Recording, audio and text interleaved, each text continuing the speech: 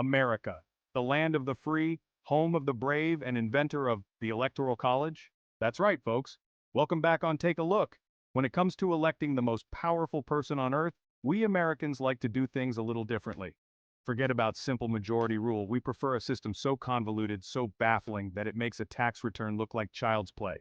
So, grab your popcorn, your antacids, and maybe a stiff drink, because we're about to dive deep into the wacky world of the US presidential election, where your vote might not matter as much as you think, and it all starts with a little something called the Electoral College.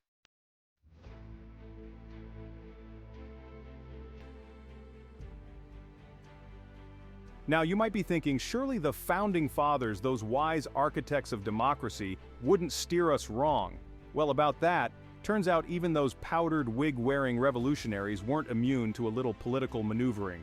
Picture this: 1787, the Constitutional Convention is in full swing, and the founding fathers are arguing over, you guessed it, how to elect the president. Should it be a direct popular vote? Nah, too straightforward. How about letting Congress choose? Maybe not the best idea to give those guys even more power. So they landed on a compromise, the Electoral College.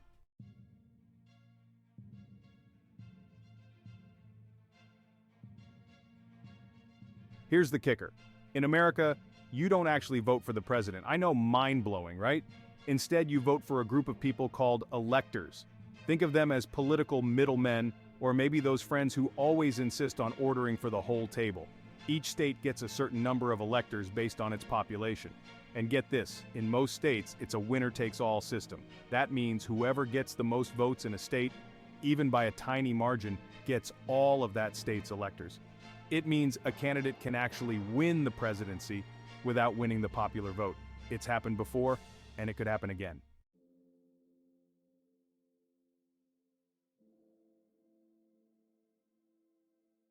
Okay, history buffs, time to dust off those powdered wigs and hop into our time machine.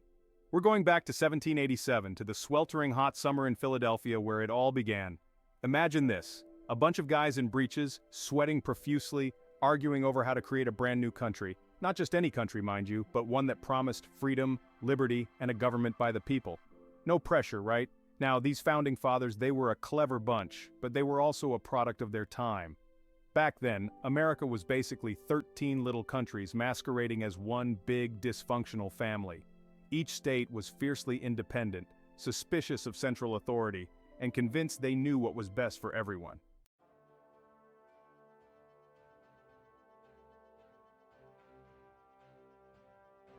The Founding Fathers' dilemma: unity or bust.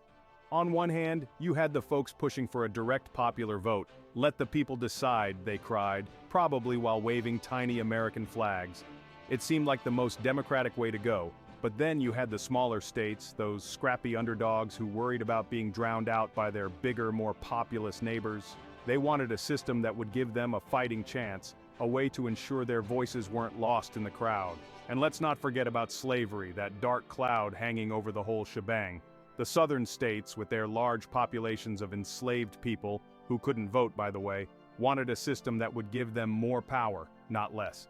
The Founding Fathers, faced with this seemingly impossible dilemma, knew they needed to find a compromise.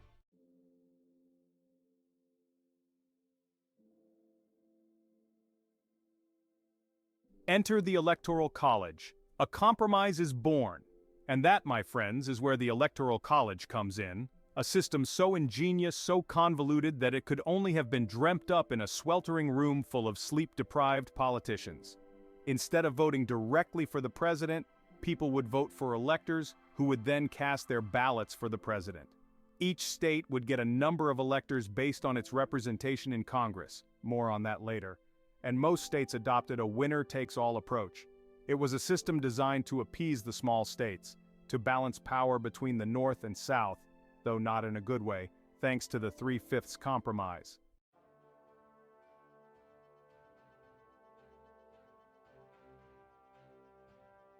Small states, big power, the electoral advantage. Now here's where things get really interesting. Because of the way the Electoral College is structured, it gives more weight to voters in less populous states. Think of it like this. Imagine you're sharing a pizza with your friends. If everyone gets an equal slice, the people at the table with more friends get to eat more pizza, right? The Electoral College is kind of like that. except instead of pizza, it's political power. Because each state gets a minimum of 3 electors, 2 senators plus at least 1 representative, a voter in Wyoming with its tiny population has a lot more sway in the Electoral College than a voter in California, even though California has way more people. It's a system that gives a decided advantage to less populated, mostly rural states, while those densely populated urban areas find their electoral influence diluted.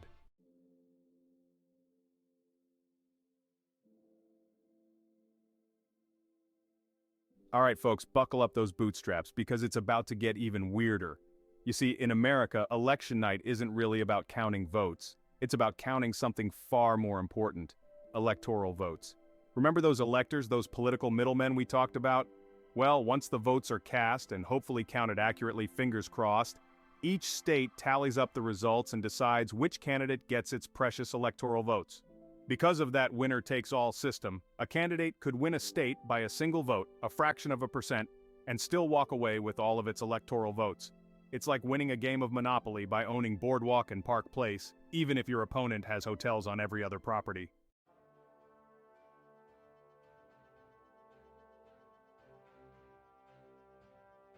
Now, you might be thinking, if it's all about electoral votes, why bother campaigning anywhere else? And that, my friend, is where the magic of swing states comes in. Swing states are those fickle beasts that could go either way in an election. They're the political battlegrounds where candidates spend millions of dollars, make countless promises, and generally drive themselves and everyone else a little crazy. Why all the fuss? Because swing states have something that those solidly red or blue states don't: electoral votes up for grabs. And in a close election, those few dozen votes could determine the entire outcome. So, if you happen to live in a swing state, get ready for a non-stop barrage of political ads, candidate visits, and probably a few awkward encounters with door-knocking volunteers.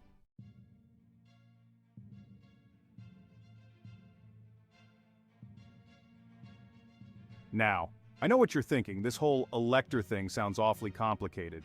Couldn't those electors just, I don't know, change their minds? And the answer, my friend, is maybe? You see, while electors are generally expected to vote for the candidate who won their state, there's this little thing called a faithless elector. These are those rare, rebellious souls who decide to go rogue and vote for someone else, maybe even the other party's candidate. Now, it's not very common, and it's never actually changed the outcome of an election.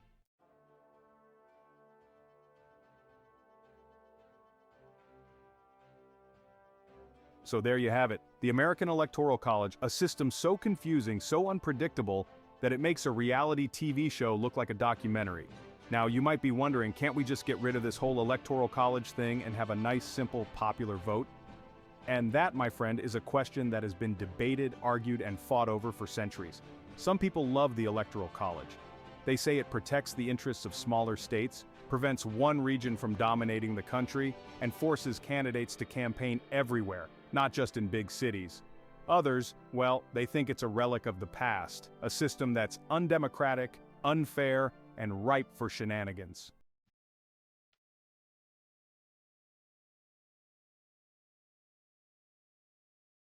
Now, you might be thinking, this whole Electoral College thing sounds awfully complicated. Couldn't someone, I don't know, game the system?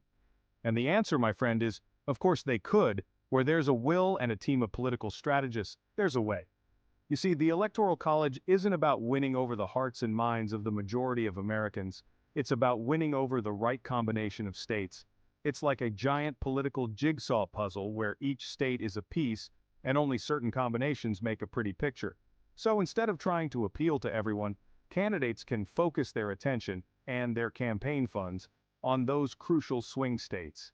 They can tailor their message to appeal to those specific voters, knowing that even a small shift in those states could hand them the presidency.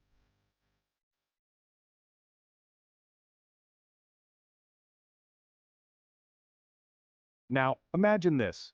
It's election night. The polls have closed, the votes are being counted, hopefully accurately because, technology. And the cable news networks are in full meltdown mode. Pundits are yelling, maps are flashing, and everyone's glued to their screens watching those electoral votes roll in. But here's the thing. Even though millions of Americans have cast their votes, it all comes down to those few swing states. It's like watching a political thriller where you already know the ending, but you can't tear yourself away from the screen. And as the night wears on, the tension builds.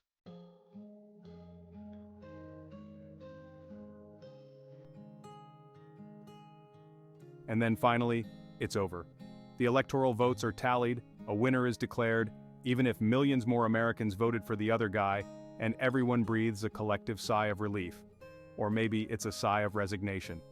Because here's the thing about the Electoral College, it has a funny way of making almost everyone feel like they lost.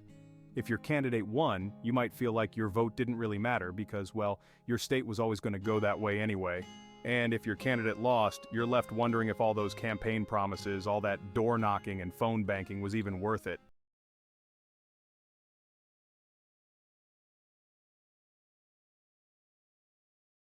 So, there you have it.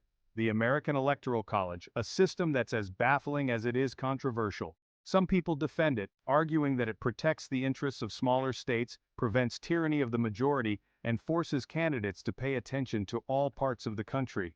Others think it's a relic of the past, a system that's undemocratic, unfair, and in dire need of an overhaul. The debate over the Electoral College rages on, a testament to the enduring power of tradition, the complexities of American democracy, and our collective inability to agree on just about anything.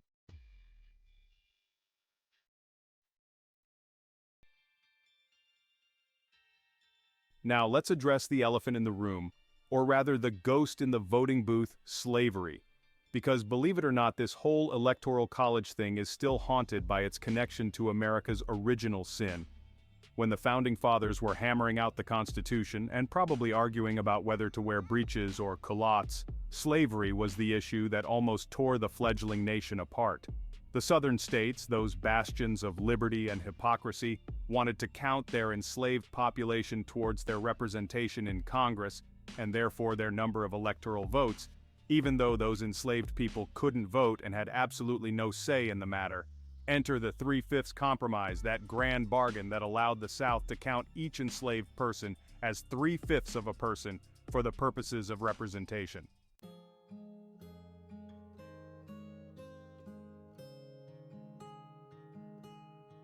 One person, one vote, not so fast, says the Electoral College. Now you might be thinking, hey, didn't we fight a whole civil war to get rid of slavery? We did. Good job, America. So surely this whole 3/5 compromise thing is irrelevant now, right? Well, about that. While slavery is, thankfully, a thing of the past, its legacy lives on in the Electoral College. You see, the system that was designed to give slaveholding states an unfair advantage is still the system we use to elect the most powerful person on earth.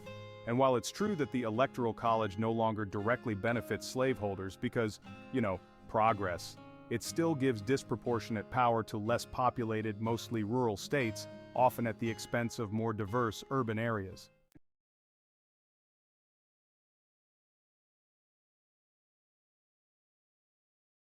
Section 3, Urban versus Rural, the Electoral College's Great Divide. Now let's talk about the divide in the electorate. America's a pretty divided place these days. We've got our big cities, bustling hubs of diversity, and then we've got our rural areas known for their down-home values. The Electoral College pits these two Americas against each other. A candidate can win by focusing on issues that resonate with rural voters. It's a system that can create political whiplash.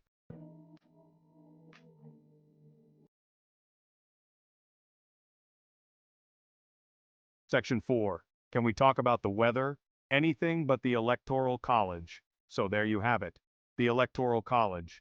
A system that manages to be both a relic of the past and a recipe for present-day political dysfunction. It's a system that's so complicated, so controversial, that most Americans would rather talk about literally anything else. The weather, their favorite sports team, that weird rash they've been meaning to get checked out. But here's the thing, the Electoral College is not going away on its own. It's a system that's been stubbornly resistant to change, despite numerous attempts to reform or abolish it. So the next time you find yourself at a party, desperately searching for a conversation starter, just remember, the Electoral College is right there waiting to spark a lively debate, or at least a few awkward silences. You're welcome. Now I know what you're thinking. This whole Electoral College thing is bananas. Surely there's got to be a better way. And you'd be right, my friend, there are better ways. In fact, there are plenty of countries with perfectly functional democracies. But here in America, we like to cling to tradition, even when those traditions make, about as much sense as a screen door on a submarine.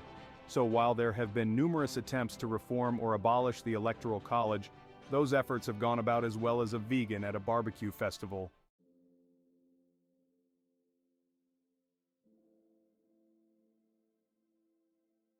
Now remember those faithless electors we talked about? Those brave souls who dare to defy the will of their state and vote for whomever they please?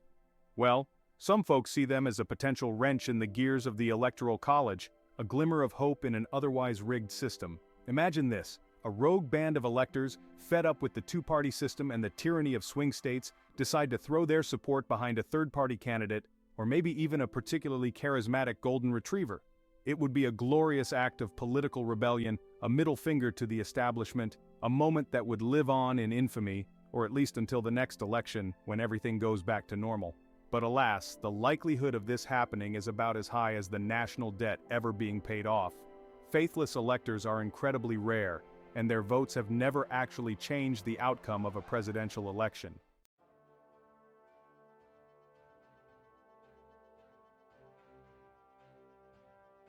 So, here we are stuck with a system that seems hell-bent on proving Winston Churchill wrong. You know, the whole democracy is the worst form of government except for all the others thing. The Electoral College, is it a fatal flaw in the fabric of American democracy, a ticking time bomb waiting to explode and send us spiraling into chaos? Or is it just a quirky little speed bump on the road to progress, a reminder that even the most well-intentioned systems can have some unintended consequences? The answer, my friends, is probably somewhere in between. The Electoral College is undoubtedly a flawed system, one that can lead to undemocratic outcomes, exacerbate political divisions, and leave millions of Americans feeling like their votes don't matter. But it's also a system that's deeply ingrained in our political DNA, one that would require a Herculean effort to change, and one that, for all its flaws, has managed to, sort of, hold this country together for over 2 centuries.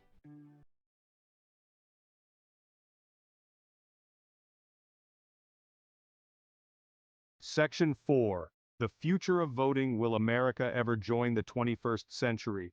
So what's the future of voting in America? Will we continue to cling to the Electoral College like a security blanket, even as it frays around the edges? Or will we finally muster the political will to update our voting system for the 21st century? Only time will tell. But one thing's for sure, as long as the Electoral College remains in place, American elections will continue to be a source of endless fascination, frustration, and head-scratching bewilderment for the rest of the world. So the next time you find yourself feeling overwhelmed by the sheer absurdity of it all, just remember, you're not alone.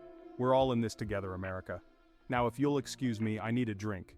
The Electoral College, a legacy of compromise and contradiction. The American Electoral College, as American as apple pie, baseball, and gerrymandering. Born of compromise, steeped in history, designed to make everyone a bit unhappy. The Founding Fathers cobbled together a system to appease both slaveholding states and those against slavery. The Electoral College's quirks make citizens question democracy.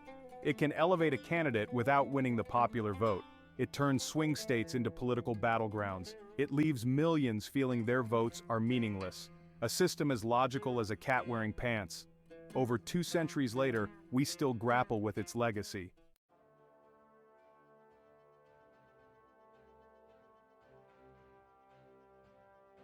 A system in need of a reboot? Navigating the path forward. Surely there's got to be a better way. There are countless other democratic systems out there, but here in America we have a love-hate relationship with change. We love to talk about progress, but changing our democracy, we get hesitant. And so, the debate over the Electoral College rages on. Some defend it as a guardian of federalism, a protector of small states. Others decry it as a relic of the past, a system that undermines one person, one vote. The Electoral College is neither perfect nor a complete disaster. The question is, can we live with those flaws, or is it time for a reboot?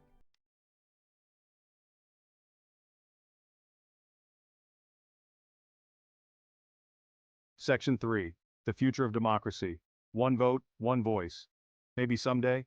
So what's the future hold for the American Electoral College?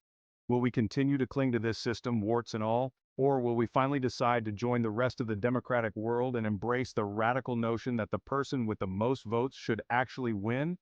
It's a question that only time and Congress can answer. But one thing's for sure, As long as the Electoral College remains in place, American elections will continue to be a source of endless fascination, frustration, and head-scratching bewilderment for the rest of the world.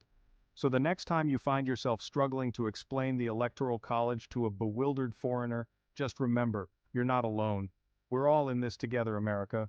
Feel free to leave a comment. Did you know that your vote isn't equal to another? Don't forget to subscribe so you never miss a video from Take a Look.